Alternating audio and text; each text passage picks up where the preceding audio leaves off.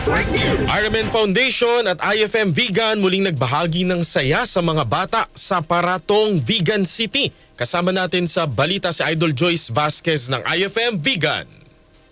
Ang IFM Vegan ay naandito na naman po upang magbigay ng saya at galak sa mga kabataan dito sa Barangay Paratong Vegan City para sa Maria Corina Canoy Foundation at RMN Foundation dito pa rin sa Vegan City. Bago pa man matapos ang taong 2025, muling nagbigay ng galak at saya ang RMN Foundation at IFM Vegan sa mga bata dito sa Paratong Vegan City. Ito ay naging posible dahil sa Maria Corina Canoy at Radio Mindanao Network Foundation Incorporated Gift Giving and Feeding Program. Ang pasasalamat mula kay Kagawad Albert James Monsesa. Sabi mo dito sa ginawa ng Unang-una sa lahat, nagpapasalamat ako sa IFM team sa nangyari na gift giving dito sa barangay namin. Nakaka-overwhelming kasi nga sa unang-una ko nanalo si Kagawad.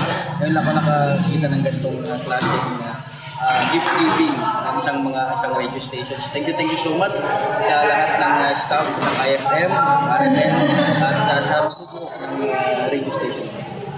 ating message para kayo. Sa mga kabaranggayan ko dito sa Barangay Paratong, kayo sa IFM 105.3 Vegan.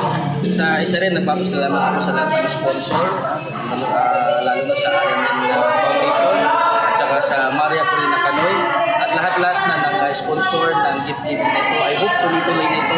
Pasalamat din ako sa ating barangay captain, Benjamin Nadjok, at saka na rin sa lahat ng konseho ng Barangay Paratong sa tulong na binigay nyo para mangyari itong gift giving.